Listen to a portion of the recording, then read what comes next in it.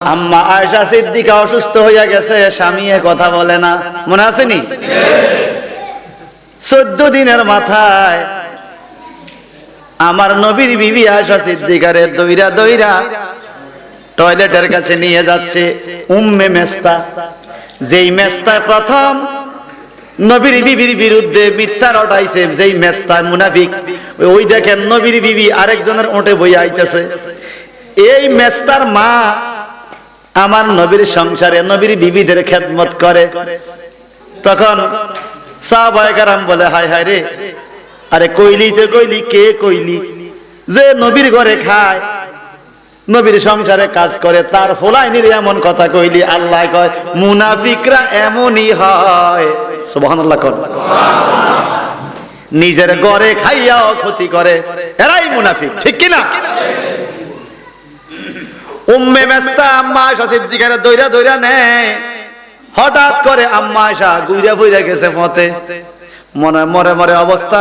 উম্মে মেস্তা চিৎকার দিল, নারীরা আসলো দৌড়াইয়া। আয়েশার কি হলো? মাথায় পানি দেয়। আয়েশা মনে মরে যাবে, 14 দিন 15 দিন খানা নাই। কেন খানা নাই? স্বামী আমার সাথে কথা বলে না। কারণ আম্মা আয়েশা জানে কোন নারী যদি মৃত্যুবরণ করে, স্বামী যদি তার উপর খুশি না থাকে, এই নারী জীবনে যত ইবাদত করুক না কেন, স্বামীর মন খুশি না রাখার কারণে সে জাহান্নামে যাবে। চিৎকার দিয়ে বলুন না নাউযুবিল্লাহ। এই জন্য সদা সর্বদা স্বামীর মন খুশি রাখতে হবে, স্বামীর মন খুশি রাখতে হবে। ভাই সাহেব, আমার আম্মা আয়েশা সিদ্দিকা হুঁশ উঠছে, চোখ খুলছে।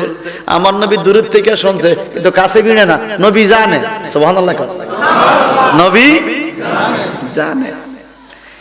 উম্মে মেস্তা ডাইকা কয়, লানত আমার ছেলে মেস্তার উপরে। আমার ছেলে আম্মা আয়েশারে এত বড় একটা অপবাদ দিল, মা ছেলেরে লানত দেয়। মানুষ জিজ্ঞাসা, তোমার না ছেলে, তুমি লানত দাও কোন হিসাবে? কয়, আমার যত ভালো ছেলে হোক না কেন, আমি এটা জানি আয়েশা সিদ্দিকা কখনো এই দোষের দোষী না। কারণ আয়েশার সাথে আমি থাকি, আয়েশার চরিত্র সম্বন্ধে আমার ধারণা আছে।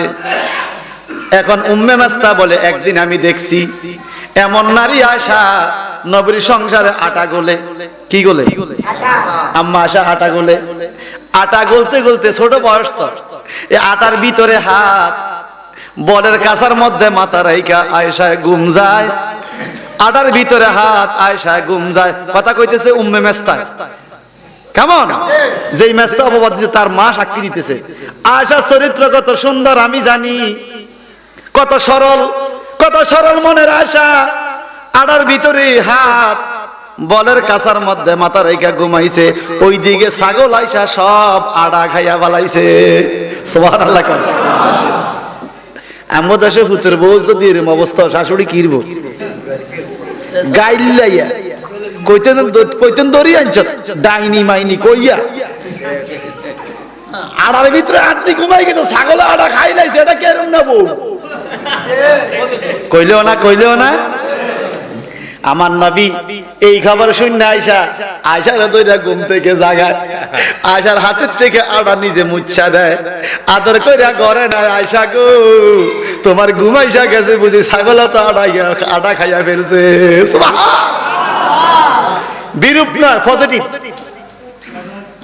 এখন উম্মে মেস্তা বলে, আমি জানি আয়েশা কত সরল সরল, যে আয়েশা আটা গুলতে গেলে ঘুমাইয়া যায়, ছাগলে আটা খাইয়া ফেলে। এই নারীর অন্তরে কখনো কুমন্ত্রণা হইতে পারে? মা সার্টিফিকেট দিয়েছে ছেলের বিরুদ্ধে। এইবার কিছু কিছু সাহাবীর টনক লাগছে, কি রে, কিছু কিছু মুনাফিকের মা তার বিরুদ্ধে লাগছে। কারণ মা জানে আয়েশা কেমন। আমার নবী মুস্কি মুস্কি হাসে, রেজাল্ট আসতেছে। সুবহানাল্লাহ। তবুও নিজে কয় না আমার আয়েশা ভালো, আমি চাই আল্লাহ কি কয়। পরের দিন আমার নবী বসে আছেন, জিবরাইল আমিন সূরা নূর লইয়া হাজির হইছে। সুবহান মাওলায়া সাল্লি ওয়া সাল্লিম দাইমান আবাদান আলা হাবিবিকা। আমার আল্লাহ বলেন, বিসমিল্লাহির রহমানির রহিম। والتي يأتين الفاحشة من نسائكم فاستشهدوا عليهن أربعة منكم আমার আল্লাহ বলেন যখন তোমরা কোন নারীদের কোন মহিলাদের থেকে কোন ফাহিশা কাজের খবর পাবে, জিনা ব্যভিচারের সংবাদ পাবে, অন্যায় কর্মের সংবাদ পাবে, তাহলে তোমরা ফাস্তাশহিদু সাক্ষী গ্রহণ করো আলাইহিন্না ওই মহিলাদের কাছ থেকে আরবাতাম মিনকুম তোমাদের থেকে 7 জন সাক্ষী। কয়জন? বাবা পৃথিবীতে যত রকমের পাপ আছে এর মধ্যে অন্যতম একটা পাপ হলো জেনা করা। কি করা? জেনা। যদি কোনো মহিলা এবং পুরুষের কাছ থেকে জেনা ব্যভিচারের খবর পাওয়া যায়, আল্লাহ বলেন তোমরা 7 জন সাক্ষী তালাশ করো। 7 জন সাক্ষী। কয়জন? আরবাতাম মিনকুম। এখানে মিনকুম দ্বারা বুঝাইছে পুরুষ। মিনকুম না কয় নাই, মিনকুম। 7 জন যোগ্য পুরুষ সাক্ষী দিতে হবে যদি কোন মহিলার জেনা ব্যভিচারের খবর পাওয়া যায়। সাক্ষী কয়জন? 7 জন। এরপরে আল্লাহ বলেন ফাইন শাহিদু ফামসিকুহুন্না ফিল বুয়ুতি হাত্তা ইয়াতাওয়াফাহুন্নাল মাউত আও ইয়াজআলাল্লাহু লাহুন্নাস সাবিলা। আমার আল্লাহ বলেন যদি 4 জন সাক্ষী পাও, তারা যদি সাক্ষী দেয় যে এই মহিলা দোষী, আল্লাহ বলে তারে বন্দী করে রাখো, আবদ্ধ করে রাখো, বুয়ুতি ঘরের ভিতরে বন্দী করে রাখো, এবং এমন ভাবে তাদেরকে বন্দী করবে যতক্ষণ পর্যন্ত তাদের মৃত্যু না হয়। ইয়াতাওয়াফাহুন্নাল মাউতু, যখন তাদের মৃত্যু না হয়, মরণ পর্যন্ত। আও ইয়াজআলাল্লাহু লাহুন্না সাবিলা, আমার আল্লাহ বলেন আল্লাহ তাদের করে দেন এটা তোমরা অবস্থান করবে যে আল্লাহ তাদের বিচারটা কি করে। এটা হলো অনুবাদ। এখন আমরা এটার শানা নজরে যাইতে হবে, এটার ব্যাখ্যা যাইতে হবে, বিশ্লেষণে যাইতে হবে। বিনা কারণে একজন মানুষকে আবার অপবাদ দেওয়া যাবে না। আপনি 7 জন সাক্ষী মিথ্যা সাক্ষী বানায় আনলেন অমুকের পরিবারের বিরুদ্ধে, আমরা 7 জন সাক্ষী দিছি, এই আমরা 7 জন জানি অমুক মহিলা ব্যভিচার করেছে। আসলে মিথ্যা সাক্ষী, মিথ্যা সাক্ষী আর সত্য সাক্ষীর মধ্যে বেশ কম আছে না নাই? বর্তমানে আমাদের দেশে সত্য সাক্ষী তো খুব কম। সত্য সাক্ষী খুব কম, মিথ্যা সাক্ষী বেশি। খুব খেয়াল করেন, আমার নবীজি মুহাম্মাদুর রাসূলুল্লাহ সাল্লাল্লাহু আলাইহি ওয়াসাল্লামের 12 জন বিবি। কয়জন? 12 জন বিবি। সূরা নিসার 15-16 নম্বর আয়াত, আপনাদের চাহিদা অনুযায়ী বলছি। 12 জন বিবির মধ্যে প্রত্যেক বিবি ছিল পর্দাশীল। প্রত্যেক বিবি কি ছিল? পর্দাশীল। এবং এক একজন বিবির এক এক গুণ ছিল। আমার আল্লাহ বলেন নবীর বিবিরা, শোনেন, নবীর বিবিদের থেকে আমাদের শিক্ষণীয় বিষয় জিনা ব্যভিচার পর্দার বিষয়গুলো। নবীর বিবিরা কিভাবে চলেছে, আমাদের বিবিরা কিভাবে চলে। আমার আল্লাহ বলেন মুসলিমাতিন মুমিনাতিন কানিতাতিন তাইবাতিন আবিদাতিন সাইহাতিন সাইয়্যিবাতি ওয়া আবকারা। সুবহানাল্লাহ। কোন এ পৃথিবীর মানুষ রে, আমার নবীর বিবিদের কত সুন্দর গুণ। নবীর বিবিরা ছিল 1 নম্বরে মুসলিমা। মুসলিমা মানে আত্মসমর্পণ করনেওয়ালা। একদিকে আল্লাহর কাছে আত্মসমর্পণ করেছে, আরেকদিকে যার কাছে সংসার বাঁধছে, যার ঘরে যেই স্বামীর কাছে সংসার এসেছে ওই স্বামীর কাছে নিজের আত্মসমর্পণ করেছে। সুবহানাল্লাহ। এরপরে মুমিনাতিন, মুমিনা, নবীর বিবিরা ছিল মুমিনা। নবীর বিবিদের চাইতে এত বড় মজবুত ঈমানদার মহিলা খুবই কম আছে। সুবহানাল্লাহ বলেন। কানিতা, তায়েবা, আবেদা, নবীর বিবিরা ছিল তায়েবা, অনুসরণ করনেওয়ালা, খেদমত করনেওয়ালা, তারপরে স্বামীর অনুমতি শুনেনেওয়ালা, স্বামীর হুকুম মানেনেওয়ালা। এরপরে আবেদাত, আবিদাত, সবচেয়ে বেশি আল্লাহর ইবাদত করনেওয়ালা। সুবহানাল্লাহ। নবীর বিবিরা ছিল আল্লাহর ইবাদত করনেওয়ালা। সাইহাতিন, এবং নবীর বিবিরা ছিল রোজাদার, নামাজি। সাইয়্যিবাতি ওয়া আবকারা, কুমারী, বিধবা। সুবহানাল্লাহ। নবীর বিবিদের মধ্যে কেউ ছিল কুমারী, অল্প বয়স, কেউ ছিল বিধবা, কেউ ছিল মুমিনা, আবেদা। এগুলো সব নবীর বিবিদের চরিত্রের বর্ণনা। মুসলিমাতিন, মুমিনাতিন, কানিতাতিন, তাইবাতিন, আবিদাতিন, সাইয়াতিন, সাইয়্যিবাতি ওয়া আবকারা। সুবহানাল্লাহ।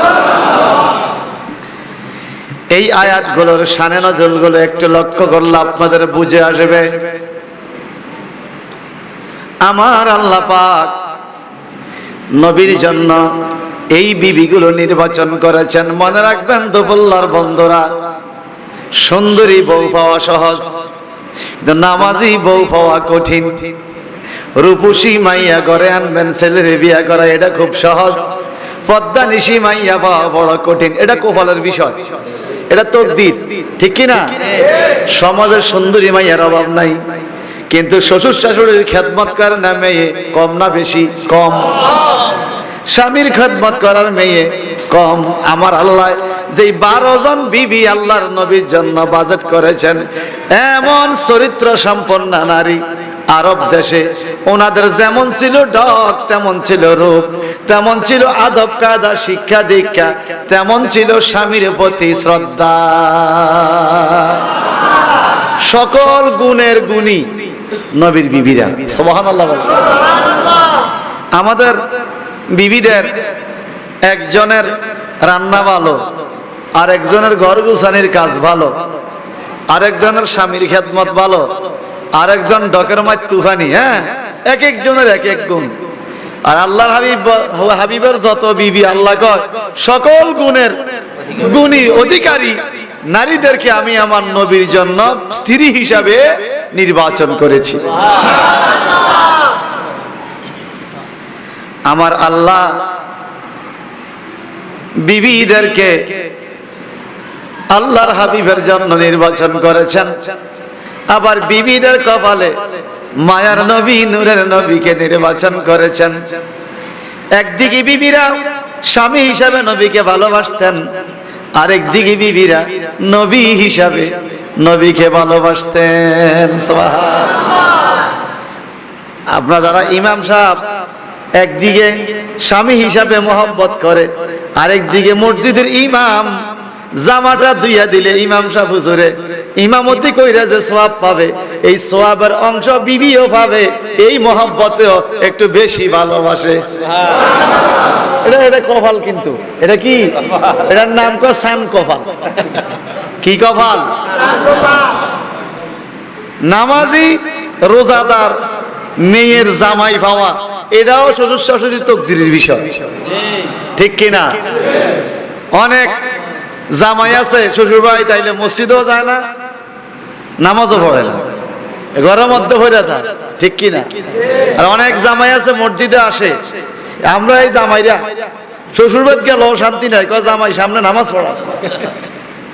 এতে এতে শ্বশুরের মনটা গর্বে ভরে যায়, শাশুড়ির মনটা খুশি হয়ে যায় যখন শ্বশুরে শুনতেছে আমার জামাই ইমামতি করতেছে। ভালো লাগে না? নেই? অন্যান্য ভাইদের সাথে সে নিজের একটু বাপ ধরা যায়, আমার জামাই ইমাম, ঠিক কিনা? শাশুড়ি যখন দেখে তার জামাই ওয়াজ করে, অন্যান্য মহিলার থেকে বলতে পারে আমার মাইয়ার জামাই কি ওয়াজ করে। এটা একটা মনের শান্তি, মনের শান্তি। আমার বড় ভাই যখন সেনাবাহিনী, এখন রিটায়ার করছে, তো খালেদা জিয়ার গাড়ি চালায়, তখন ফিজিয়া ম্যাডামের গাড়ি চালাইয়ে এদিক সেদিক যেতে, ম্যাডামের গাড়ি চালাতে আর্মির থেকে। তো একদিন খবরও দেখাইছে রংপুর না কোথায় ম্যাডাম গেছে, আমার ভাই নিতে, তো খবরে তো গাড়ি হেঁটেই ধরে ম্যাডামের ধরে হেইটা, তো ভাই সামনে ননি। তা আমার আব্বা খবর দেখে আলহামদুলিল্লাহ, আল্লাহ আমার বুথে প্রধানমন্ত্রীর গাড়ি চালায়। এটা মনের কি কত বুথে তো কত গাড়ি চালায়, গাড়ি সব দিনের চাক্কায় সাইড দেয়, কিন্তু প্রধানমন্ত্রীর গাড়ি চালায়, এটা মনের শান্তি, আনন্দ। আমার আম্মা গত 4-5 দিন আগে বোনেগো বাড়িতে গেল কাতলা, আইসা বাবা বহুত বইসি আমার কপালে চুমা দিছে, কাতলার বেড়িরা এমনি এখন কাতলার বেড়িরা সারাদিনে তোমার ওয়াজ শুনে এখন টেলিভিশনের মধ্যে, আমার আইকে ওইছেন আমাদের হতে রাতে খুব ভাল লাগছে, আমার তো খুব ভাল লাগছে। এটা এই কথা কেন বলতেছি, নামাজি স্বামী পাইলে বিবির কপালটা ভালো, শুধু তাই নয় শ্বশুর শাশুড়ির কপালটাও ভালো, আবার পদ্মানিশী মহিলা পাইলে স্বামীর কপালটা ভালো, শুধু তাই নয় শ্বশুর শাশুড়ির তকদিরটাও ভালো। কথা বলেন ঠিক কিনা? আমার আল্লাহ বলেন, আমার নবীর বিবিরা ছিল মুমিনা, সুন্দরী, রূপসী, কুমারী, বিধবা, সকল পদের নারী আমার নবীকে আমি দান করেছি, যেন জগতের কোন পুরুষ বলতে না পারে যে নবী মুহাম্মদের সুন্দরী বিবি ছিল কিন্তু মুমিনা ছিল না, আবার মুমিনা ছিল মুসলিমা ছিল না, মুসলিমা ছিল বিধবা ছিল না, বিধবা ছিল কুমারী ছিল না, সকল পদের নারী আল্লাহর হাবিবের ঘরে দিয়া আমি নারীদের মর্যাদা অনেক উপরে স্থান করে দিয়েছি, যে একজন বিধবা নারীকে কেউ বিয়ে করবে না, এটা যেন না হয়। আমার নবী তা প্রমাণ করছে, বিধবা নারী বিয়ে আমি করছি, দেখো তোমরা করো, কি হবে বলে কিয়ামতের ময়দানে আল্লাহ পাক 3 শ্রেণীর মানুষের দিকে খুশির নজরে তাকাবে, এর মধ্যে এক শ্রেণী হলো যেই পুরুষ অসহায় বিধবা নারীকে বিয়ে করে ঘরে আনে, এই পুরুষের প্রতি আল্লাহর সুনজর থাকবে কিয়ামতে। এরপরে বালিকা, কুমারী, সকল পদের নারী আল্লাহর হাবিবের ঘরে, সুবহানাল্লাহ বলেন। যাও, যে কথার জন্য এখানে আসছি আমি, আমার আল্লাহ বলেন মহিলাদের প্রতি কোনো অপবাদ দিতে খুব হুঁশিয়ার, খবরদার। যেমনি ভাবে এখানের একটা ঘটনা সূরা নূর থেকে একটি ইঙ্গিত দিচ্ছি, জিনা, ব্যভিচার, পর্দার কথা যেহেতু আসছে, আমার নবীজির একজন বিবি ছিল আম্মা আয়েশা সিদ্দিকা, আমাদের মা, আমাদের কি মা। রাসূলুল্লাহ সাল্লাল্লাহু আলাইহি ওয়াসাল্লাম এই মহিলাকে, আয়েশা সিদ্দিকাকে অনেক মায়া করত। একদিকে মায়া করত স্ত্রী, আরেকদিকে মায়া করত উনি বয়সে ছোট, বয়সে ছোট, খুব আদর যত্ন করে রাখার চেষ্টা করত। অল্প বয়স আম্মা আয়েশা সিদ্দিকার মর্যাদা আল্লাহ পাক এত উপরে তুলেছে, মদিনার মুনাফিকরা আম্মা আয়েশার বিরুদ্ধে মিথ্যা অপবাদ, জিনা বা বিচারের কথা মিথ্যা প্রচার করেছে। নাউজুবিল্লাহ বলেন। দেখেন জগৎ বিখ্যাত সতী সাধবী নারী আম্মা আয়েশা সিদ্দিকার চরিত্র কত সুন্দর, এরপরেও মুনাফিকদের হাত থেকে রক্ষা পায় না। ঘটনাটা হলো বনু মুস্তালিক গোত্রের যুদ্ধ থেকে আসার সময় আমার নবী কাফেলা নিয়ে রওনা হয়েছেন মদিনায়। ভাগ্যক্রমে ওই যুদ্ধে আম্মা আয়েশা সিদ্দিকাও অংশগ্রহণ করেছেন। সুবহানাল্লাহ বলেন। নারীরাও যুদ্ধে অংশগ্রহণ করত।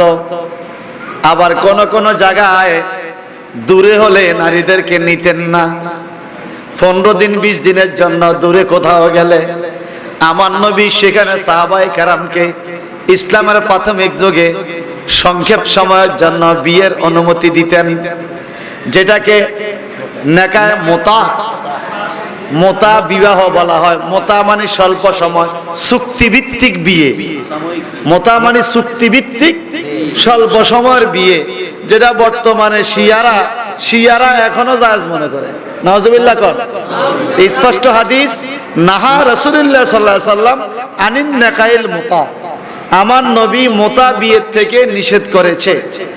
মোতা বিয়ে কাকে বলে ভাই সাহেব? দূরদেশে যুদ্ধের ময়দানে গেছে, স্ত্রী পুত্রের থেকে অনেক দিন সাহাবায়ে কেরাম দূরে। তো আল্লাহর হাবিব সাহাবায়ে কেরামের চেহারার দিকে তাকাইলে তাদের মনের অবস্থা কিছু বুঝতে পারতেন। তো আমার নবীজি তখন বলছেন যে তোমরা সাময়িক বিয়ে করো, এই দেশের মেয়েদেরকে বিয়ে করো এই চুক্তিতে যে আমি এখানে যতক্ষণ থাকবো, 2 দিন থাকি, 3 দিন থাকি আর 1 দিন থাকি, এই সময়ের জন্য আমি তোমাকে বিয়ে করতে চাই। যদি তুমি রাজি হও, মহারণা স্বরূপ আমি তোমাকে এই জিনিসটা দিব, একটা তরোয়াল দিব, একটা ঢাল দিব, বা একটা জামা দিব, বা কিছু টাকা পয়সা দিব। 3 দিন 4 দিনের চুক্তির বিয়া। 3-4 দিন পরে আমি চলে যাব, তোমার সাথে আমার সম্পর্ক শেষ হয়ে যাবে। সুবহানাল্লাহ। খুব খেয়াল করেন, এটা যখন আল্লাহর নবী হুকুম দিল, সাহাবায়ে কেরামের মন খুশির স্বার্থে ইসলামের প্রাথমিক যুগে সাহাবায়ে কেরাম বিয়ে শাদী করলেন। অনেকেই সাময়িক বিয়ে করেছে। এমন সময় কিছু কিছু মেয়েরা তাদের এই 4 দিনের স্বামী, 5 দিনের স্বামী, ওদের কাছে বলতেছে আপনি তো আমার স্বামী, 3-4 দিনের স্বামী, চুক্তিভিত্তিক বিয়ে করেছি। আমরা তো কিছু মানবিক বিয়ে করে না, মনে আছে নি মানবিক বিয়ের কথা? কি মানবিক বিয়ের কথা মনে নেই? মানবিক বিয়ে তো চুক্তিভিত্তিক বিয়ে তোমার সাথে হয়েছে আমার, এখন তোমার সাথে আমার সংসার চলছে, 3-4 দিনের সংসার। তুমি তো 4 দিন পরে চলে যাইবা, আমার গর্ভে যে সন্তান আসবে এই সন্তানের উপায় কি? এই সন্তান সহ তো আমাকে অন্য কেউ বিয়ে করবে না। এখন আমার অবস্থা কি? তোমাদের নবীরই জিজ্ঞাসা করো। সুবহানাল্লাহ বলেন। আরো জোরে বলেন। এই যে বর্তমানে পরিবার পরিকল্পনা, ফ্যামিলি প্ল্যানিং যেটা আসছে, এটা আর নবীরটা আকাশ বাতাসের চাইতেও বেশি ব্যবধান। ফ্যামিলি প্ল্যানিং, আল্লাহর হাবিব বসে আছেন, সাহাবীরা যা কয় ইয়া রাসূলুল্লাহ আপনি বললেন 4 দিনের জন্য বিয়ে করতে, অন্ত বিপদ, এই মেয়েদের গর্ভে সন্তান আসবে, আমরা 3-4 দিন পরে এদেরকে ছেড়ে চলে যাব, এই সন্তানদের ভবিষ্যৎ কি? আর এই মেয়ের ভবিষ্যতে কে তাকে বিয়ে করবে সন্তান সহ? এই অবস্থা আমরা কি করা? তখন নবীজি বললেন এইবার তোমরা ফ্যামিলি প্ল্যান করতে পারো, পরিবার পরিকল্পনা করতে ব্যবহার করতে পারো, যেন তাদের গর্ভে সন্তান না হয়। ফাআজ্জিল, তোমরা আজল করো। আজল মানে পরিবার পরিকল্পনার ভিন্ন একটা সিস্টেম, যেটা কোনো ওষুধ বড়ি খাইয়া নয়, এটার ভিন্ন একটা সিস্টেম। আজল কিভাবে করতে হয়? আল্লাহ পাক বলেন যে তোমাদের নারীদের গর্ভে যেন সন্তান তাৎক্ষণিকভাবে না আসে, এরকম একটা সিস্টেমে তোমরা তাদের সাথে রাত্রি যাপন করো। জোরে জোরে কোন সুবহানাল্লাহ। কিন্তু আমাদের দেশের নিয়মটা কি? আমাদের দেশের নিয়ম হলো ছেলে মেয়ে বেশি হইলে খানা দিতে পারতাম না, ঘর দরজা দিতে পারতাম না, সংসার দিতে পারতাম না, মানুষ বাইরে যাইবো, এত খানা কই থেকে দিমু, এই জন্য সন্তান 2-3-এর বেশি নেওয়া যাবে না। এই নিয়ত সম্পূর্ণ হারাম, হারাম, হারাম। রিজিকের মালিক কে? ঘর দেওয়ার মালিক কে? আপনি কে যে আল্লাহর মানুষকে আপনি দুনিয়াতে আসতে বাধা দিবেন?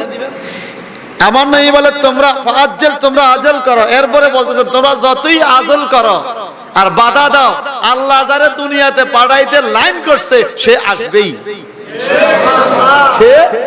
তুমি যত সিস্টেম ব্যবহার করো, আল্লাহ যারে পাঠাইবে সে আসবে। সুবহানাল্লাহ বলেন। তুমি বাধা দিয়ে দুনিয়াতে মানুষ আশা বন্ধ করতে পারবে না। তাহলে এই মাসালা থেকে আমরা কি শিখলাম? যে আমি খাওয়াতে পারবো না, লেখাপড়া করাতে পারবো না, ঘর সংসার দিতে পারবো না, লালন পালন করতে পারবো না, এই নিয়তে ছেলে মেয়ে হওয়াকে বন্ধ করে দেওয়া, এটা সম্পূর্ণ কবিরা গুনাহ। কি গুনাহ? কবিরা। জোরে বলেন, কি গুনাহ? কবিরা গুনাহ। রিজিকের মালিক আল্লাহ। আমার ভাইয়েরা, তো যে কথা বলতেছিলাম, আম্মা আয়েশা সিদ্দিকা রাদিয়াল্লাহু তাআলা আনহা যুদ্ধের ময়দান থেকে আসতেছে আমার নবীজির সাথে। এক কান ফালকি মোবারকের ভিতরে আম্মা আয়েশা ফালকির ভিতরে, ফালকিটা হলো ঘোড়ার ফিটে। নির্দিষ্ট একটা ময়দানে আয়েশা পাহাড়ের পাদদেশে কাফেলাকে স্থির করলেন। আমার নবীজি বলে, একটু বিশ্রাম করো, যাদের হাজত লাগবে হাজত ছাড়ো। যেমন ঢাকা টু চিটাগাং গাড়ি যখন ছাড়ে, কুমিল্লা আইসা নূরজাহান হোটেলে গাড়ি থামায়, তো যার যার কি কোনো প্রয়োজন লাগবে, নাস্তা লাগবে, পায়খানা বসার লাগবে, তাড়াতাড়ি সাইরা লন, 20 মিনিট টাইম, বলে না? লম্বা সফরে আমার নবীও লম্বা সফরে এভাবে মাঝে মাঝে বিশ্রাম করতেন। যেমন মক্কা থেকে মদিনা যাওয়ার পথে রাসূলুল্লাহ সাল্লাল্লাহু আলাইহি সাল্লাম 12-13 জায়গায় বিশ্রাম করেছেন। যত জায়গায় বিশ্রাম করেছে তত জায়গায় একটা একটা স্টেশন হয়েছে। এখনো হাজী সাহেবদের গাড়িগুলো বিভিন্ন ওই জায়গাগুলোর মধ্যে বিশ্রাম করায়। 12-13 জায়গায় করে না, 2-3টা করায়। তারপরেও 12-13 জায়গায় নবীজি বিশ্রাম করতেন। এবং বিজ্ঞান আবিষ্কার করছে, আল্লাহর হাবিব যেই পথে মক্কা থেকে মদিনায় গেছে, ওই পথের মধ্যে মাটির নিচে স্বর্ণ আছে। এবং যেই জায়গায় বিশ্রাম করছে 12-13 জায়গায়, প্রত্যেকটা স্টেনে মাটির নিচে স্বর্ণ পাওয়া যায়। নবীর কারণে। কার কারণে? এখন আর এই বিয়ে চলবে না। এটা আল্লাহর হাবিব দুনিয়াতে থাকা অবস্থা নিষেধ করে গেছে।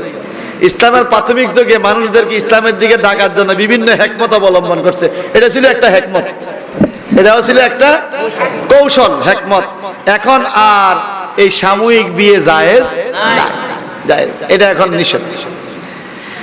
আম্মা আয়েশা সিদ্দিকা আমার নবীর বিবি যুদ্ধের ময়দান থেকে আসতেছেন।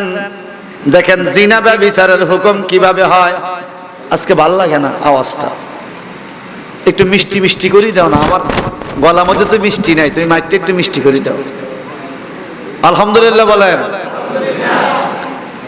আমার আল্লাহ বলেন, নবীর বিবিরা মুমিনা, সুন্দরী, রূপসী। এমন কি যেই বিবির সৌন্দর্য যত বেশি ছিল, নবীর ঘরে আসার পরে তাদের সৌন্দর্য আরো বাড়িয়ে গেছে। সুবহানাল্লাহ। নবীর ঘরে আসার পরে সুন্দর বাইরে গেছে। কেন বাড়বে না? কোন নবী? কোন নবী? আব্দুল্লাহ জান্নাত সবাই দেওয়া না। মক্কার মহিলারা, আব্দুল্লাহ তুমি খুব সুন্দর, তোমার কপালে, তুমি সবার পিছন দিয়ে আসবা, আমাদের কোনো মালপত্র পড়ে গেল কিনা কাফেলার থেকে, এগুলো তুমি খুঁজে খুঁজে নিয়ে আসবা রাস্তার থেকে।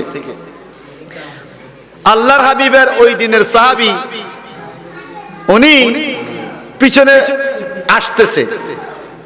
আম্মা আয়েশা অনুমান করতে পারছে মদিনার সেই সাহাবী যিনি জিনিসপত্র খুঁজে নেয়, উনি পিছনে আসতেছে।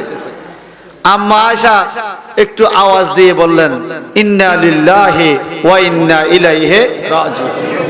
আমরা দেশে মহিলা হইলে এটা বললো না, কইলে ভাই সাহেব আমি তো রয়ে গেছি, আরে লই যান, আপনার গাড়িতে একটু আমারে উড়ান। আম্মা আয়েশা এই কথা বলেন। আম্মা আয়েশা বলছে ইন্না লিল্লাহি ওয়া ইন্না ইলাইহি। এটা হলো বিপদের সময়ের দোয়া, বিপদের সময়ের দোয়া। আম্মা আয়েশার কণ্ঠ শুননা ওই সাহাবী আসছে দৌড়াইয়া। আয়েশা বলে, এগো আপনি কে গো? আম্মা আয়েশা বলে, আমি তোমাদের মা আয়েশা সিদ্দিকা। আপনি এখানে রইয়া গেলেন কেমনে? বলে পুরা কাফেলা চলে গেছে, আমি হাজত সাইরে আসতে দেরি হইয়া গেছে, আমি তো ঠিক পাই না কোন দিকে মদিনা, আমি যাইতে পারবো না। আমার একটা কথা স্মরণ আছে, তুমি পিছন দিয়ে আসবে। নবী না একজন সাহাবী পিছনে রাখে, এই জন্য আমি সাহস করে রাস্তায় বসে আছি। ওই সাহাবী দৌড়ে আইসা কয়, মা গো মা, আপনি আমার ওটের উপরে বসেন, আমি নাইমা গেলাম, আমি লাগাম দইরা টাইনা টাইনা আপনার মায়ের মতো সম্মান করে মদিনায় নিয়ে যাব। আম্মা আসা ওটের উপরে, সাহাবী লাগাম দইরা টাইনা টাইনা নিতেছে। যখন মদিনার কাছাকাছি গেল, তখন মুনাফিক ছিল নি, নবীর পিছনে নামাজও পড়ে, আবার সমালোচনা করে। মুনাফিকরা কানাঘুষা করতেছে। বিশেষ করে এটার নাম হলো, একটা নাম হলো মেস্তা। কি নাম? প্রথম মেস্তা দাঁড়ায় কয়, এ শুনছুন নি খাবো কি? নবীর বয়স তো 50-এর উপরে, আয়েশার বয়স মাত্র 6-7 বছর। কিন্তু দেখছেন নি ঘটনাটা কি?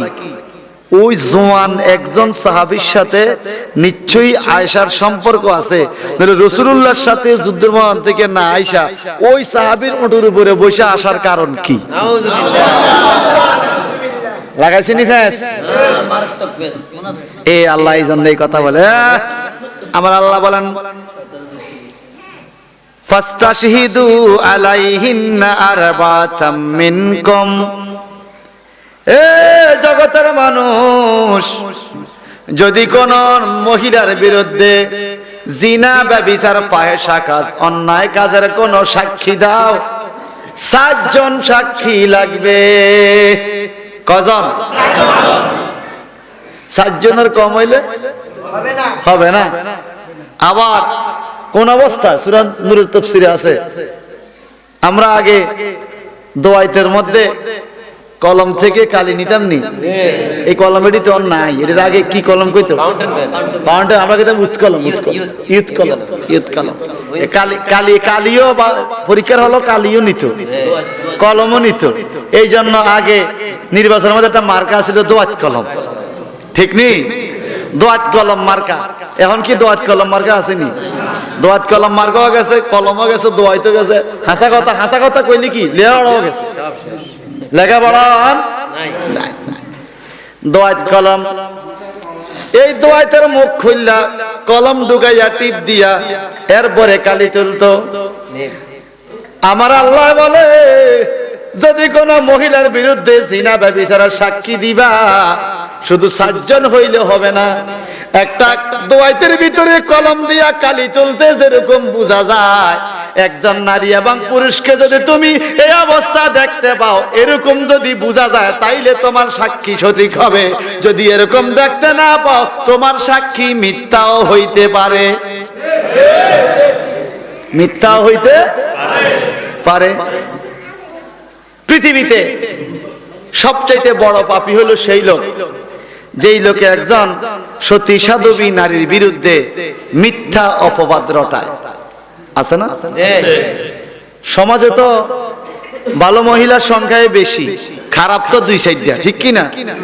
2-4 জনের কারণে অনেক সময় ভালো ভালো মহিলারাও বড় বিপদের মধ্যে পড়তে হয়। কি কারণে জানেননি? বন্ধুর কারণে, বান্ধবীর কারণে। আমার নিজের কথা একটু কম লাগে। আমার ফ্যামিলির এক ছেলে, তার ক্লাসমেটের এক বন্ধুর সিডি এই বন্ধুর বান্ধবীর কাছে নিয়ে দিছে, সিডি নিয়ে দিছে। আর সিডিটা একটু ফসাই দিছে। এটা সিডির কালের কথা, অনকার কথা। অন্ত সিডির ফ্রেম নাই, অন হলো শর্ট প্রজেক্ট লাভ। অল্প সময় আজকে ভালোবাসা আছে, কাইলে নাই। এক সময় সিডির লাভ ভালোবাসা ছিল, 6 মাস পরে সিডি একটা আইব, আকর্ষণটা ছিল আলাদা। 6 মাস পরে সিডির জবাব পাইব, ঠিক কিনা? এখন এটি নাই, লং প্রজেক্ট না, শর্ট প্রজেক্ট শুরু হয়েছে। তো সিডি দিছে, ভাই বন্ধু হিসেবে, বন্ধু অমুকের কাছে সিডিটা ফসাই দিস। এ ধরা খাইছে সিডি, ফোলা মাইয়ার বাপের ওইসে দরবার, ক্লাস 9-10 হরস্তরা কি শুরু করলি? এই সিডি কেমনে তোর কাছে গেছে রে? কে? অমুকে আমারে দিছে, এই তারা ডাক। যেতে সিডি দিছে আর যার কাছে দিছে এই দুজনের থেকে কঠিন শাস্তি হয়েছে যে সিডি পৌঁছাইছে। কথা বুঝেন নাই? পৌঁছাই না ক দোস্ত, তোরা দুইজনে কথা কইলি সিডির মাধ্যমে, ফিডা খাইলাম আমি। তার আব্বা ক তোরে মাং না ফিডা খাইতি কইছি কে? বুঝেন নাই? আমগো সমাজের মধ্যে এরকম কিছু খারাপ মহিলা আছে, এদেরকে কিছু সমাজের ভালো ভালো মহিলারা এদের সাথে বন্ধুত্ব সম্পর্ক রাখার কারণে মাঝে মাঝে বিপদে পড়েনি? এ বিদেশিরা ভালো করে শুনেন, ইদানিং বিদেশি প্রবাসী অনেক স্বামীর মহিলারা বিপদগামী হয়ে যাচ্ছে, ঠিক না বা ঠিক? আম্মা আয়েশা সিদ্দিকার শানে, এত ভালো মহিলার শানে মিথ্যা অপবাদ আমার নবীর কানে ফুসে গেল কথা। মদিনার মানুষগুলো বলা বলি করতেছে, এত সুন্দর নবী, ওই নবীর সাথে আয়েশা সিদ্দিকা আসলো না, আসলো বুঝি জোয়ান ছেলের সাথে, নিশ্চয়ই তাদের সাথে কোনো না কোনো সম্পর্ক আছে। সাহাবায়ে কেরাম দৌড়ে আসছে, হুজুর এই ঘটনা। কয় আয়েশা কই? কমটের উপরে। কয় কার? কমুখের। দেখি যা দেখি, ঠিক সাক্ষী প্রমাণ সবকিছু মিলছে। আমার নবীজি চুপ হইয়া গেলেন। নবীজি জানে আম্মা আয়েশা কেমন নারী, জানে না? কিন্তু এখন যদি বলে খবরদার, আয়েশার চরিত্র ভালো আমি জানি, তোমরা আয়েশার বিরুদ্ধে কিছু বলবা না, তখন মদিনার কিছু লোক বলবে নিজের স্বামী তো বিবির পক্ষে সাফাই গাইবে, ঠিক কিনা? এই জন্য আমার নবী কিচ্ছু বলেন নাই, ইফকের ঘটনা কিচ্ছু বলেন নাই। নবীজি অপেক্ষা করতেছে যে আমি আয়েশারে সতী জানি, আমার হাদিস দিয়া সতী না কইরা যদি আমার আল্লাহ কোরআনের আয়াত দিয়া আয়েশার সতীত্বের প্রমাণটা দেয়, এটা বেশি মজবুত হইব, এটা বেশি মজবুত হবে। আর এখানে কথা মনে করছেন তো, এই আমার মনে আছে হাজীগঞ্জ বাজারে এক ওয়াবির ফোলা, ওয়াবি না শুধু ওয়াবি না, ওয়াবির ফোলা ওয়াজ করছে, সুন্নিরা বলে নবী গায়েব জানে, যদি জানতো তা আম্মা আয়েশার এই কথা নবী কই দেয় নাই কেন? নবী গায়েব জানে না, এই জন্য 15 দিন সময় লাগছে ফয়সালা আসতে। আরে বাসা, তুমি তো বুঝলে না। তখন আবার বালুর মাঠে আমাদের সুন্নিরা মাহফিল দিছে, আমি আবার জবাব দিছি 8 দিন পরে, যে আগে তোমরা বলো আল্লাহ গায়েব জানিনি, সবাই বলো জানিনি, আপনারা কোন জানিনি? আল্লাহ যদি গায়েব জানে, আল্লাহ তো জানে উহুদের ময়দানে নবীর দান মোবারক শহীদ হইল, শহীদ হবে, তা আল্লাহ কেন নবীরে মানা করলো না যে হাবিব যাইয়েন না, আপনারা সেখানে মারবে, হাবিব যাইয়েন না, আপনাকে তায়েফে মারবে, হাবিব যাইয়েন না, আপনাকে উহুদের দান শহীদ করবে? আল্লাহ কি জানতেন না নি? এরপরে আল্লাহ কেন মানা করলেন না? তাহলে বোঝা গেল আল্লাহ জানে না। নাউজুবিল্লাহ বলেন। জানা আর প্রকাশ করা এটা এক বিষয়।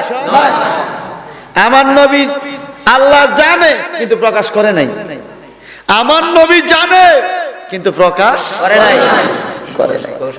অনেক ঘটনা আছে নবী জানে, প্রকাশ করে নাই। সুবহানাল্লাহ বলেন।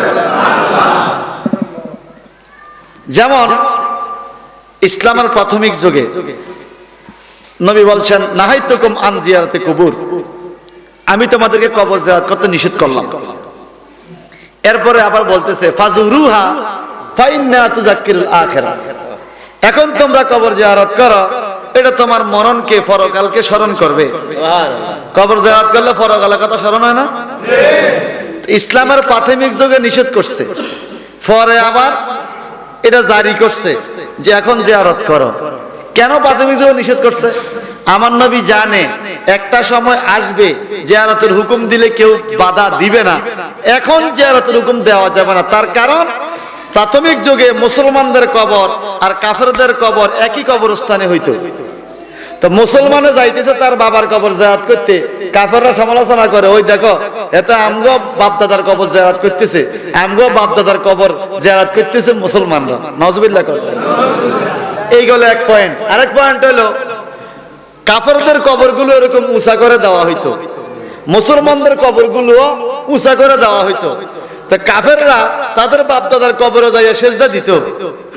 তো মুসলমান, নতুন নতুন মুসলমান তো প্রাথমিকভাবে মা বাবার কবর দেখে আবেগে সেজদা দিয়া ফেলতে পারে।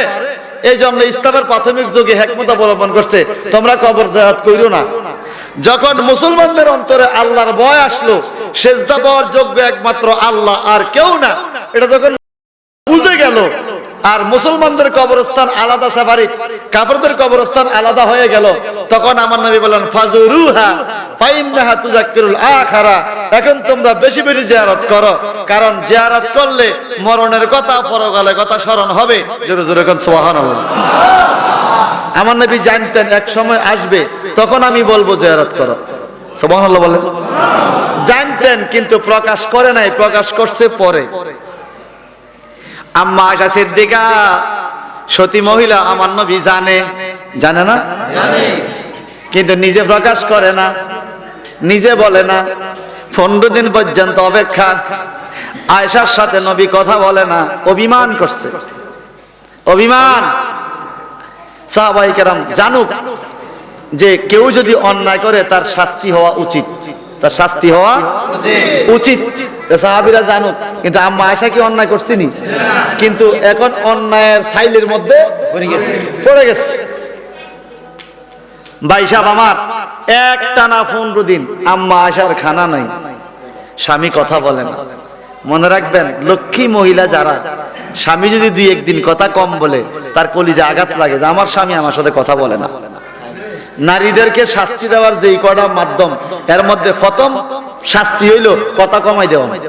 একটা ভুল করছে, আপনি কথা আগে কইতেন যত ভালো করি, আজকে একটু কম কইতেছেন, পাতলা পাতলা কথা বলতেছেন, ডাক দিলে আওয়াজ দিতেছেন কম, একটু গম্ভীর্যতা ভাব, অভিমান। যদি বংশধর নারী হয়, সে বলবে আমার স্বামী তো আমার সাথে রাগ করছে, আমি ঠিক হইয়া দরকার, সে ঠিক হয়ে যাবে। আজ যদি বেতাইল্লা হয়, কথা না বলে কি হয়েছে আমিও কইতাম না, এরকম আছে না কিছু? স্বামী হইল 80, হে হইল 100। দ্বিতীয় শাস্তি, বিছানা আলাদা করে দাও, ভিন্ন রুমে ঘুমাও। যদি জাতের মাইয়া হয়, কেবা হারে স্বামী তো আমার থেকে ভিন্ন রুমে ঘুমায়, আমি ঠিক হওয়া দরকার। আর যদি অজাত্য হয়, কি হয়েছে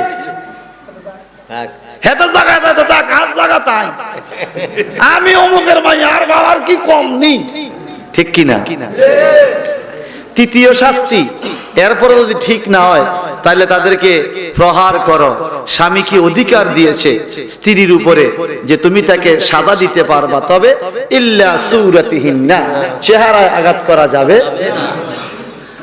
হালকা পাতলা আঘাত, হালকা পাতলা। আমগো দেশে যে স্ত্রী করে ফিটা শুরু করে, হালকা পাতলা হয় না, বাড়ি বোঝা হয়, জোরে কর না। নবীজি প্রথম বলছে চেহারা আঘাত করা যাবে না, কিন্তু আমগো দেশের স্বামীরা মারা শুরু করলে পয়লা মাইরে আগে চেহারা, কানে গালে একটা মারে, এরপরে যাও অন্য, ঠিক কিনা? সাহাবীরা কইছে, নবী বলছে মোড়ে চেহারা ফিরন যাইব না, আঘাতে করন যাবো, তুমি দৌড়িয়ে দিছো চেহারা। তাহলে আমরা কি হাদিসের কাছে আছি না দূরে আছি? সম্পূর্ণ বিপরীত। এরপরে যেটা পা সামনে, মুগুরি পাক, বাঁশ পাক, লাডি পাক, হরের মাইয়া ইতার বাড়ি থেকে ইচ্ছা মতো এমন ফিডা ফিডে আছে কিনা? এটা করবেন না বাবা। পৃথিবীতে যত নবী পৃথিবীতে আগমন করছে, সবচেয়ে বেশি মেজাজ গরম ছিল মুসা নবীর। কার? জোরে কোন? এত মেজাজ গরম আজরাইল পর্যন্ত মারি দিছে, আজরাইল সাল্লামকে থাপ্পড় মারি দিছে, এত মেজাজ গরম। সেই মুসা নবীর জীবনী পড়লে পাবেন, জীবনে বউ কিলায় নাই, জীবনে স্ত্রীর উপরে রাগ হয় নাই। যত নবী রাসূল পৃথিবীতে আসছে, কোন নবী রাসূল জীবনে স্ত্রীর গায়ে হাত দেয় নাই, মারধর করে নাই। অনেক নবীদের স্ত্রীরা কাফের ছিল, তবুও মারধর করে নাই। যেমন নূহ নবীর স্ত্রী ওয়াইলা কাফের ছিল, পুত্র কেনানের সাথে সে পানিতে ডুবে মরছে, এত অন্যায় করছে, কিন্তু নূহ নবী কখনো স্ত্রীর উপরে আঘাত করে নাই, মারে নাই। কারণ আল্লাহ বলছেন, স্ত্রীদের কাছে তোমাদের শান্তির একটা সুযোগ আছে, তোমার সকল টেনশন দূর হয়ে যাবে তুমি যখন স্ত্রীর কাছে আসবে। সুবহানাল্লাহ বলেন। এদেরকে মারধর করা যাবে না।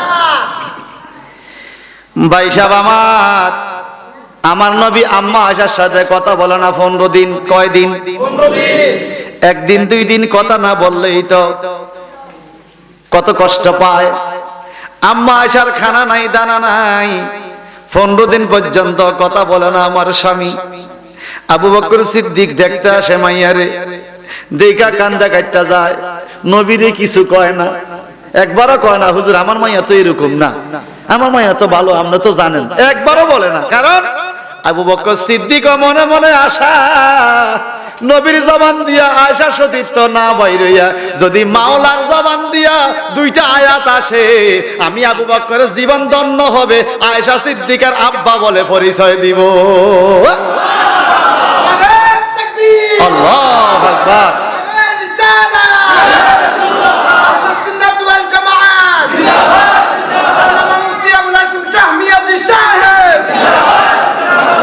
এইবার যখন 14-15 দিন হয়ে গেছে, আম্মা আয়েশা খুব দুর্বল হয়ে গেছে, খানা দানা নাই, মন ভালো না, বিনা দোষে।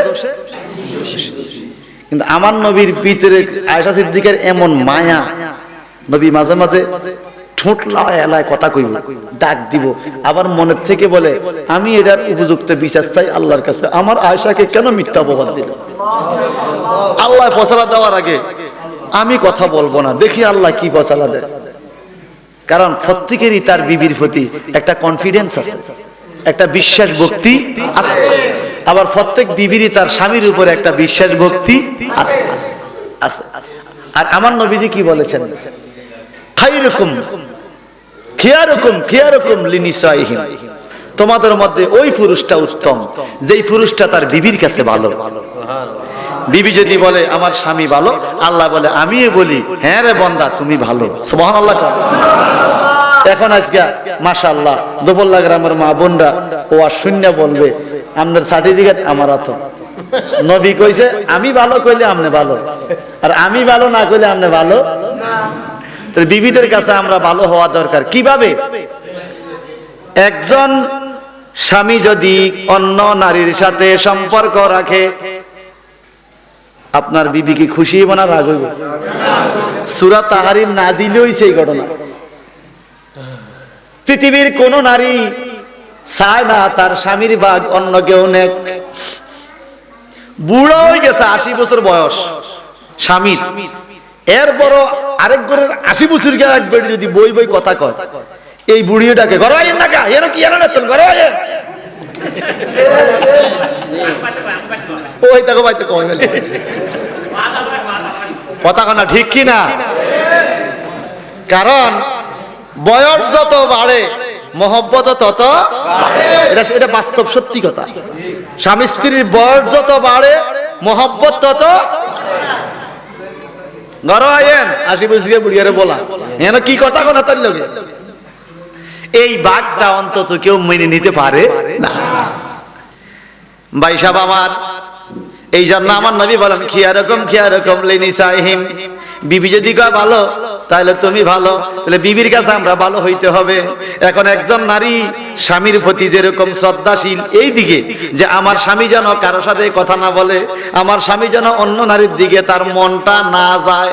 যদি কোনো মহিলার সাথে স্বামীর সম্পর্ক আছে, বিবিয়ে জানতে পারে, কত কৌশল নেয় ওখান থেকে ফিরে আনার জন্য, নিজে বুঝায়, বাইরে দিয়া বুঝায়, দুলাভাইরে দিয়া বুঝায়, শ্বশুরে দিয়া বুঝায়, দেওরে দিয়া বুঝায়, যত ভাবে হোক দেয়ান দরবার দিয়া হইল অমুক নারীর থেকে আমার স্বামীরে ফিরাইয়া আনতে হবে আমার দিকে, কারণ অমুকের কাছে আমার স্বামীর ভাগ দেওয়া যাবে না।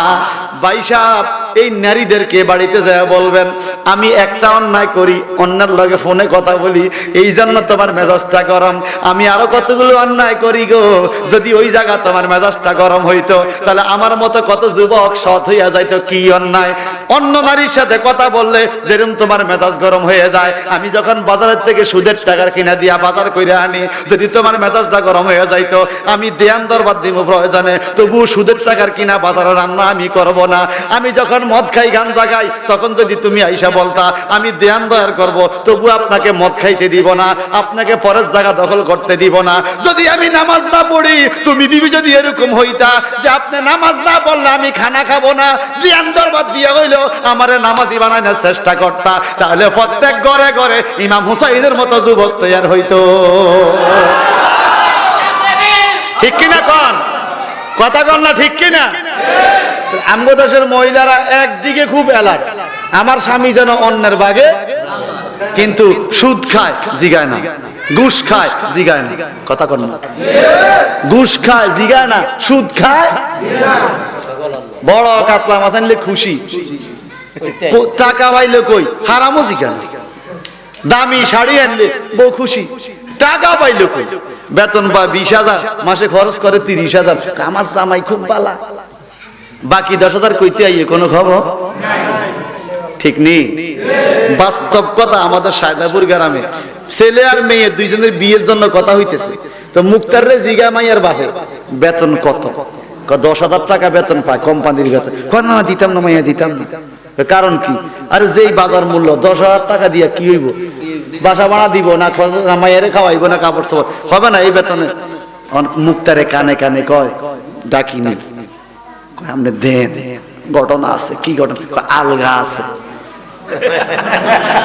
কি আছে? আলগা মানে 10,000 টিয়া তো বেতন, আরো 8-10,000 আলগা হড়ে।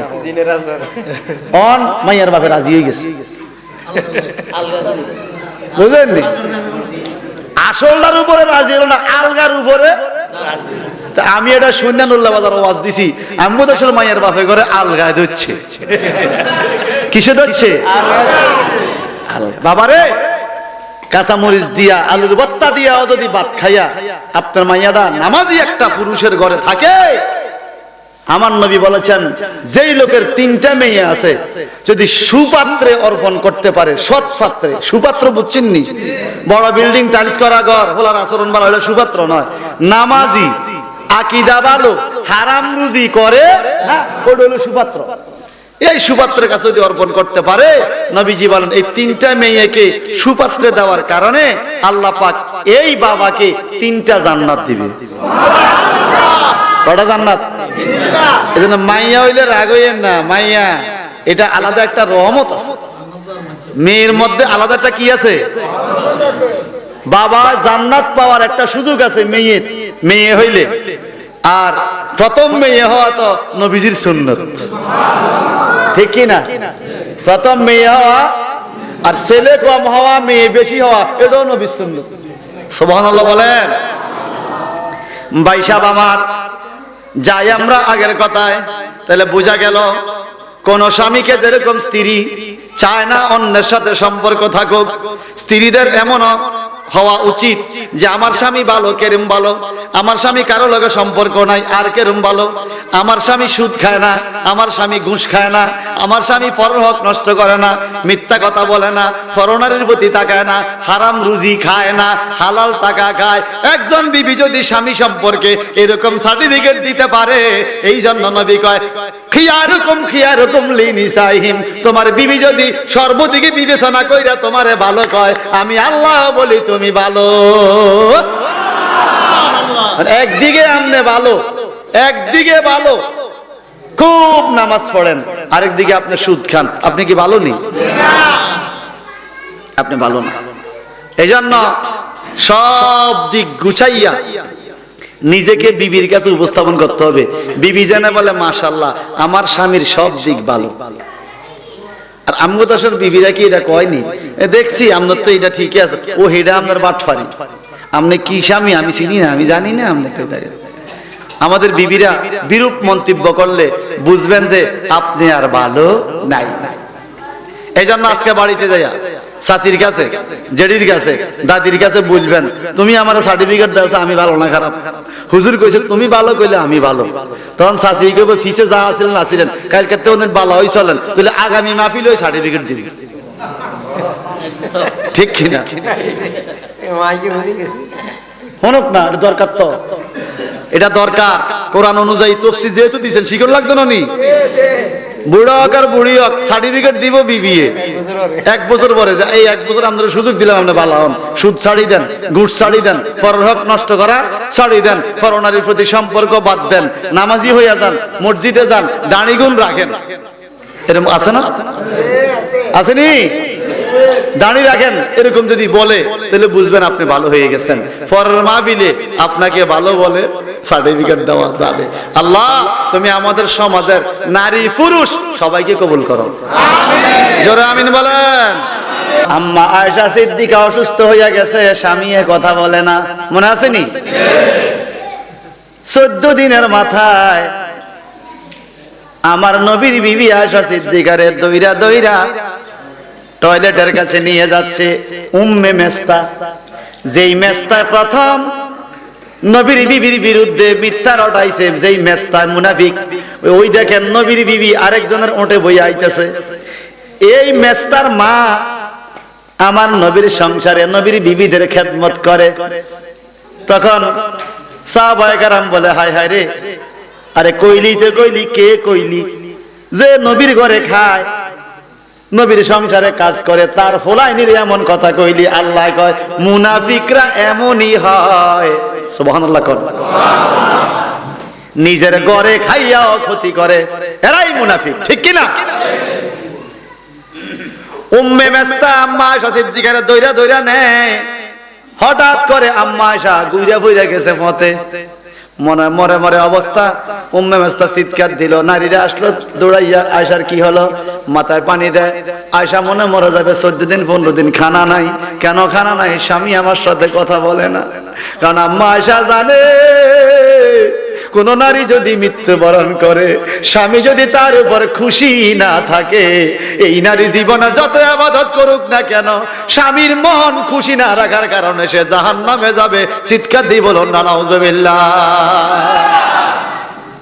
এই জন্য সদা সর্বদা স্বামীর মন খুশি রাখতে হবে, স্বামীর মন খুশি রাখতে হবে। ভাই সাহেব, আমার আম্মা আয়েশা সিদ্দিকা হুঁশ উঠছে, চোখ খুলছে।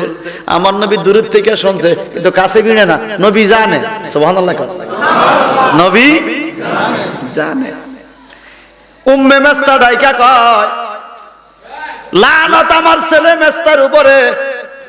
আমার ছেলে আম্মা আয়েশারে এত বড় একটা অপবাদ দিল, মা ছেলেরে লানত দেয়। মানুষ জিজ্ঞাসা, তোমার না ছেলে, তুমি লানত দাও কোন হিসাবে? কয়, আমার যত ভালো ছেলে হোক না কেন, আমি এটা জানি আয়েশা সিদ্দিকা কখনো এই দোষের দোষী না। কারণ আয়েশার সাথে আমি থাকি, আয়েশার চরিত্র সম্বন্ধে আমার ধারণা আছে। এখন উম্মে মেস্তা বলে, একদিন আমি দেখছি এমন নারী আয়েশা নবীর সংসারে আটা গোলে। কি গোলে? আম্মা আয়েশা আটা গোলে। আটা গলতে গলতে, ছোট বয়স তো, এই আটার ভিতরে হাত, বলের কাছার মধ্যে মাথা রাইখা আয়েশায় ঘুম যায়। আটার ভিতরে হাত, আয়েশায় ঘুম যায়। কথা কইতেছে উম্মে মেস্তা। কেমন? যেই মেস্তা অপবাদ দিতে, তার মা সাক্ষী দিতেছে। আয়েশার চরিত্র কত সুন্দর আমি জানি, কত সরল, কত সরল মনের আয়েশা। আটার ভিতরে হাত, বলের কাছার মধ্যে মাথা রেখা ঘুমাইছে। ওইদিকে ছাগল আইসা সব আড়া খাইয়া বালাইছে। সুবহানাল্লাহ। আমার দেশে ফুতের বউ যদি এরকম অবস্থা, শাশুড়ি কিরব গাইলাইয়া কইতেন দড়ি আনছ, ডাইনি মাইনি কইয়া আড়ার ভিতরে আটটি ঘুমাই গেছে, ছাগল আড়া খাই লাইছে। এটা কেরম না বউ? কইলেও না, কইলেও না। আমার নবী এই খবর শুনে আয়েশার দইরা ঘুম থেকে জাগায়, আয়েশার হাতের থেকে আটা নিজে মুচ্ছা দেয়, আদর কইরা ঘরে না, আয়েশা গো তোমার ঘুমাইসা গেছে বুঝি, ছাগল তো আটা খাইয়া ফেলছে। বিরূপ না, পজিটিভ। এখন উম্মে মেস্তা বলে, আমি জানি আয়েশা কত সরল সরল, যে আয়েশা আটা গুলতে গেলে ঘুমাইয়া যায়, ছাগলে আটা খাইয়া ফেলে। এই নারীর অন্তরে কখনো কুমন্ত্রণা হইতে পারে? মা সার্টিফিকেট দিয়েছে ছেলের বিরুদ্ধে। এইবার কিছু কিছু সাহাবীর টনক লাগছে, কি রে, কিছু কিছু মুনাফিকের মা তার বিরুদ্ধে লাগছে। কারণ মা জানে আয়েশা কেমন। আমার নবী মুস্কি মুস্কি হাসে, রেজাল্ট আসতেছে। সুবহানাল্লাহ। তবুও নিজে কয় না আমার আয়েশা ভালো, আমি চাই আল্লাহ কি কয়। পরের দিন আমার নবী বসে আছেন, জিবরাইল আমিন সূরা নূর লইয়া হাজির হইছে। সুবহানাল্লাহ। সূরা নূরের আয়াত জিবরাইল আমিন কয়, নবী গো, আয়েশা সিদ্দিকারে আর কত কষ্ট দিবেন। আয়েশা সিদ্দিকার মন ভালো না, শরীর ভালো না, আয়েশার জন্য আমার মাওলার বড় মায়া লাগছে গো নবী। আল্লাহ পাক কোরআনের আয়াত দিছে ধরেন, জগতের মুনাফিকরা যত বলে বলুক, আপনার আয়েশা জেনা ব্যভিচার করে নাই, কোনো অন্যায় কাজ করে নাই, অসৎ কাজ করে নাই। আপনার আয়েশা সতী সাধবী, আল্লাহ কোরআন দিয়া সার্টিফিকেট দিছে। এই কথা বলার পরে এখন মুমিনরা তো খুশি, মুনাফিকদের আর জবাব নাই। যদি নবী কইতো আমার আয়েশা বলো, তো মুনাফিকরা হাটে বাজারে বলতো স্বামী তো স্ত্রীর পক্ষে বলবেই। আল্লাহ যখন বলছে এইবার আর জবাব নাই। সুবহানাল্লাহ বলে। আমার নবী কোরআনের আয়াত পাইয়া একটা দৌড় দিছে আয়েশার ঘর। আমি আয়েশাকে 15 দিন আয়েশার সাথে কথা বলি নাই, আমি আল্লাহর ফয়সালার জন্য অপেক্ষা করেছি।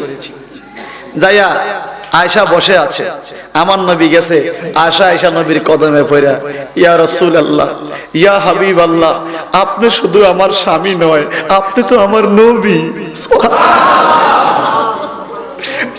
আমি তো শুধু স্বামীর জন্য দেওয়ানা নয়, আমি নবীর জন্য দেওয়ানা।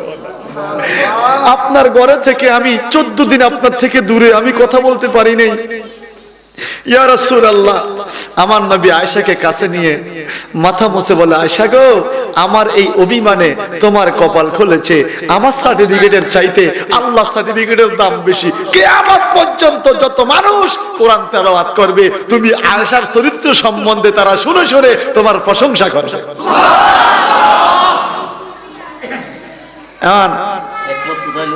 আমার নবী জিগায়, আয়েশা আচ্ছা বলো তো তুমি দেরি করছো কি লাই?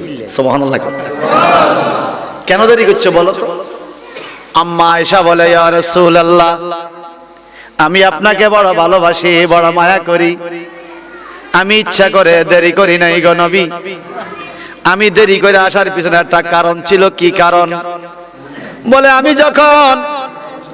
যখন অন্ধকার জায়গার মধ্যে হাজত সারতেছিলাম, প্রয়োজন সারতেছিলাম, আমার হাতের টান খাইয়া জামা ধরছি, হাতের টান খাইয়া আমার গলার মধ্যে একটা হীরার মালা ছিল, এই মালাটা পড়ে গেছে। সুবহানাল্লাহ বলেন। মালা পড়ে গেছে। তো আমি অন্ধকারে মালা খুঁজতেছিলাম, এই মালা খুঁজতে খুঁজতে আমার দেরি হয়ে গেছে। আয়েশা দেখি আপনারা নাই। সুবহানাল্লাহ বলেন। কি জন্য দেরি হয়েছে? কথা কন না। অন্ধকারে মালা খুঁজতে খুঁজতে গলার মালা পড়ে গেছে। আমার নবী কয়, একটা মালা পড়ে গেছে, তুমি এটা অন্ধকারে খোঁজার দরকার আছে?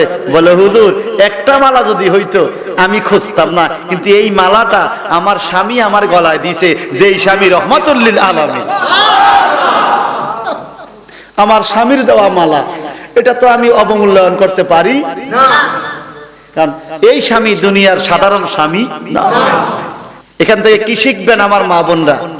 আপনার স্বামী যদি আপনার জন্য কাপড় চোপড় আনে, একটা জিনিসপত্র আনে, এটা কম দামি হোক যাই হোক, আলহামদুলিল্লাহ বলে গ্রহণ করবেন, কারণ এটা স্বামী দিছে। কে দিছে? যেরকম কে দিছে? আপনারা নিশ্চয়ই সায়রা আর হাজরার ঘটনাটা আপনাদের জানা, সূরা ইব্রাহিম এই ঘটনা আছে, সূরা হুদের মধ্যেও আছে।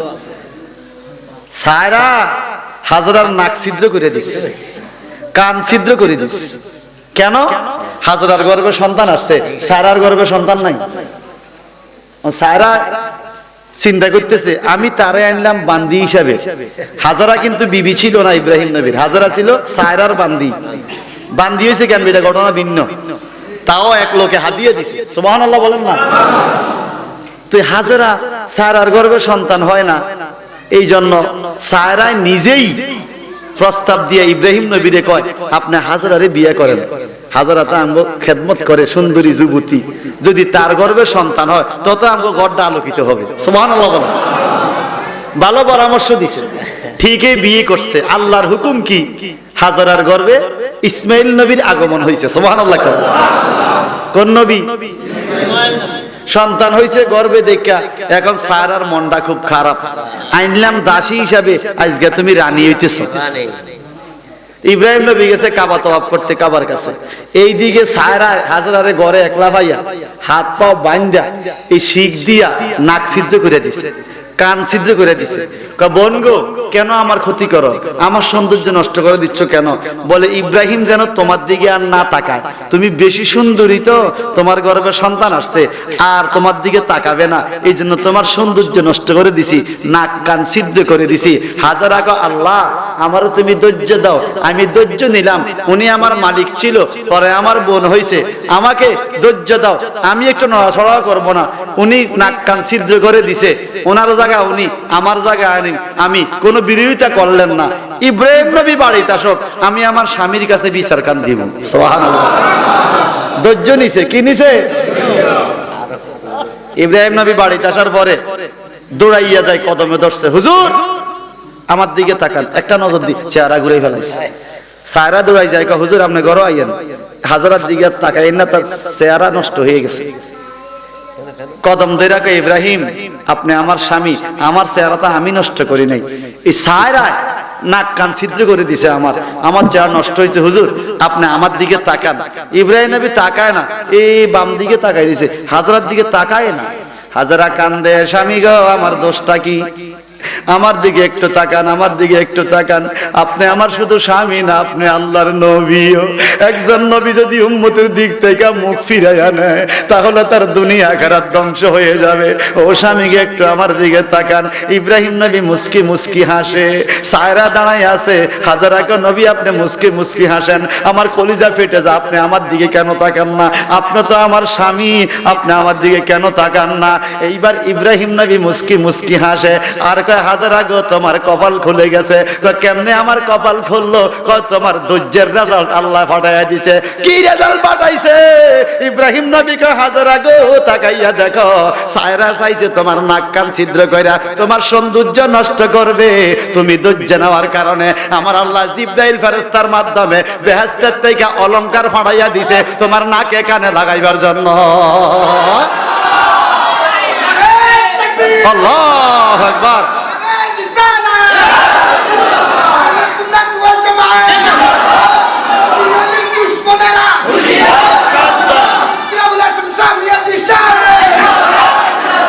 এখন সত্যি করেই বলেন তো, জিনিস কিনলেন না, নারীদের সৌন্দর্য বাড়ে না কমে? এখন ইব্রাহিম নবী কি করলো? জিবাল আহমেদ জিনিসগুলো আনি হাজারার গলা নিজে লাগাই দেয়, স্বামীয়ে নিজে নাক লাগাই দেয়। অন সায়রা কয়, আহারে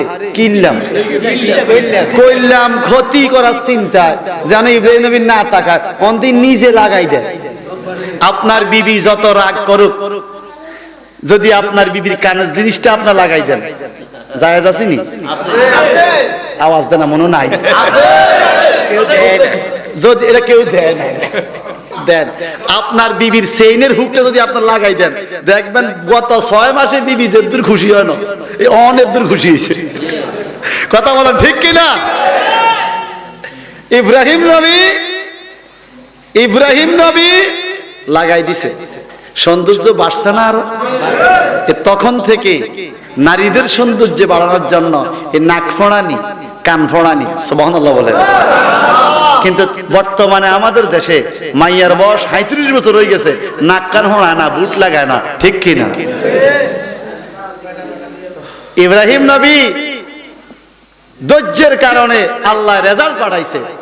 আর ইসমাইল নবী কি বলে? সাতাজিদুনি ইনশাআল্লাহ মিনাস সাবিরিন। সুবহানাল্লাহ বলেন। ইব্রাহিম নবী প্রস্তাব দেয়, ইসমাইল আমি তো তোমারে জবা করবো, তুমি কি কও? আল্লাহ আমারে পরীক্ষা করতেছো, আমার বাবারও পরীক্ষা করতেছো। আব্বা আমনে চুরি চালান? কও কিতা? কয় হ্যাঁ, সাতাজিদুনি ইনশাআল্লাহ, আপনি আমারে পাইবেন আল্লাহ চায় তো মিনাস সাবিরিন, ধৈর্যশীল থেকে। খুব খেয়াল করেন, আমি ধৈর্যশীল এটা শুধু কয় না, কয় আমার মাও ধৈর্যশীল ছিল। কত ধৈর্য, নাক কান ছিদ্র করছে, বেয়াদবি করে নাই, ধৈর্য নিছে। আল্লাহ জান্নাত থেকে জান্নাতি অলংকার বাড়াইছে। আল্লাহ পাক বলে, ও আমার ইব্রাহিম, এই ধৈর্যশীল নারীর ঘরে ধৈর্যশীল ছেলে ইসমাইল হইছে। সে গলায় ছুরি চালাইতে কয়, আপনি চালায়া দেন, তার জন্য পুরস্কার আসবে। ইব্রাহিম নবী ছুরি চাইলো, গড় গড় করে গলা কাটা গেল। চোখ খুলে দেখে জিবরাইল আলাইহিস সালাম ইসমাইল রে কোন লইয়া দাঁড়াইয়া আছে। এইদিকে একটা দুম্বা জবাই হয়েছে। আল্লাহ পাক নাম দিয়েছে ইসমাইল জবিউল্লাহ। ইব্রাহিম কয়, আল্লাহ জবা তো করলাম না, জবিউল্লাহ হইলো কেমনে? আরে জবা আপনি করছেন, আমি ঈমানের পরীক্ষা নিয়েছি। ইসমাইলও ধৈর্য নিছে, আপনিও ধৈর্য নিয়েছেন। ওই দেখেন না, জান্নাতি দুম্বা হাজির হয়ে গেছে। জান্নাতি দুম্বা মার জন্য আসছে জান্নাতি অলংকার, ছেলের জন্য আসছে জান্নাতি দুম্বা। সুবহানাল্লাহ বলবেন না? আপনার জন্য আইছে, আর জন্য আইছে এইটা। এটা ধরে শরীফ পড়ে আল্লাহুম্মা। এটা কিটা?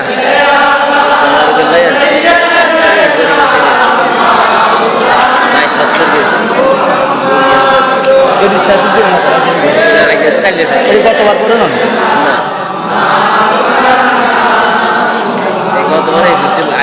সকলে মহব্বতে বলুন আলহামদুলিল্লাহ। আমরা আমরা আম্মা আয়েশা সিদ্দিকার এই ঘটনা থেকে কি বুঝলাম? যে যত ধৈর্য নিবে সে তত বরকত পাবে। আর নবী হিসাবে ইব্রাহিম আলাইহিস সালাম ধৈর্য নিছে, হাজরাও ধৈর্য নিছে। সায়রা কিন্তু এটা হিংসা, অহংকার, ঝগড়া এমন নয়। এটা হইলো কি জানেননি? মনের শান্তি, যে আমি আমার স্বামী ইব্রাহিম আমার ছিল, তারে বিয়ে, তার ঘরে সন্তান হয়েছে, আমার ঘরে হয় না। এই জন্য কোরআনে আয়াত আছে, ফাবাশশারনাহা বিইসহাক। যখন সায়রার গর্ভে ইসহাক নবীর খবর আইলো, তখন সায়রা ফাদাহাকাত, অট্ট হাসতেছে, মাঝ দেওয়াল দড়ি দড়ি হাসতেছে। ইব্রাহিম নবীকে, হাসো কেন? কয়, আমার এত বছর সন্তান হইলো না, এমন বেলা সন্তান হইব, এই খবর শুনে আমার হাসি আইতেছে। কত আসতে পারে না, আল্লাহ দিতে পারে না? দিতে তো পারে, কিন্তু লাশাইয়ুন আযীব, এটা একটা আশ্চর্য ঘটনা। কেমনে? হাজা বালি শায়খা। ইব্রাহিমের হাত ধরে কয়, হাজা বালি শায়খা। এটা বুড়ো বেড়া, এই ঘরে বলে ছেলে হইল। সুবহানাল্লাহ। সায়রা কয়, কোরআন শরীফের আয়াত, হাজা বালি শায়খা, এই বুড়া বলল করে বলে ছেলে হইব। হ্যাঁ, লাশাইয়ুন আযীব, এটা তো আশ্চর্য ঘটনা। আল্লাহ কয়, এই সায়রা, এটাই আমার ফয়সালা, এটাই আমার ফয়সালা। তোমার গর্ভ থেকে সন্তান আসতেছে, ফাবাশশারনা বিইসহাক, ইসহাক নবী নামক সন্তান তোমার গর্ভে আসতেছে। তখন সারা আফসোস করছে, আরে যদি আমি আগে জানতাম আমারও আল্লাহ মা বানাইবো, তো আমি আমার বোন হাজরারে এত কষ্ট দিতাম? আমি তো মনে করছি আমার হবেই না। যাই হোক, সর্বশেষ কথা, আল্লাহ পাক রব্বুল ইজ্জত যে কথা বলেছেন, যে আলাইহিন্না আরবাতান মিনকুন, তোমাদের মধ্যে কোন নারীর প্রতি সদিসাধু, কোন নারীর প্রতি যখন তুমি অপবাদ দিবে বা কোন সাক্ষী দিবে, 4 জন সাক্ষী লাগবে। কয়জন? যদি সাক্ষী ধরা খায় কোন মানুষ জিনা করছে, যদি প্রমাণ হয়, তাহলে এদের ভিন্ন ভিন্ন হুকুম আছে। ছেলে বিয়াতি, মেয়ে আবিয়াতি, এটা সাজা একরকম। ছেলেও আবিয়াতি, মেয়েও অবিবাহিত, ছেলেও অবিবাহিত, এটা সাজা আরেক রকম। ছেলেও বিবাহিত, মেয়েও বিবাহিত, এটা সাজা আরেক রকম। তো টোটাল সাজার মধ্যে মূল সাজা হলো মৃত্যুদণ্ড। কিভাবে দিত? রজম করত। রজম কেমনে? মেয়েদের বুক পর্যন্ত মাটিতে গাড়াইয়া পাথর মারো, এটা তার শাস্তি। ছেলেদের নাভি পর্যন্ত মাটিতে গাড়াইয়া পাথর মারো। এখন দোফল্লা গ্রামে যদি কোনো ব্যভিচার হয়, মসজিদের ইমাম সাহেব যদি বলে মসজিদের কাছে লই আইয়েন, খাতা করেন, মানজা পর্যন্ত গাড়াইয়া তারা পাথর মারেন, এইতে দড়ি আনি আগে কবি ইমামরা কেবল তোরে গাড়াই ইমাজকে, ঠিক নেই? ইমাম গাড়াইয়া লাগে আল্লাহ যা করে। এখন ঘরে ঘরে সমাজে জিনা ব্যভিচারে আমাদের সমাজটা ধ্বংস হয়ে যাচ্ছে, ঠিক কিনা বলেন? আল্লাহ পাক জানো জিনা ব্যভিচার অন্যায় অপরাধ থেকে আমাদের সমাজকে হেফাজত করে। জোরে আমিন বলেন না? আরো জোরে বলেন। জিনা ব্যভিচার করা এটা কবিরা গুনাহ। এটা কি কবিরা গুনাহ। আল্লাহ পাক যেন আমাদেরকে এই ধরনের কবিরা গুনাহ পাপ থেকে হেফাজত করে, আমিন বলেন।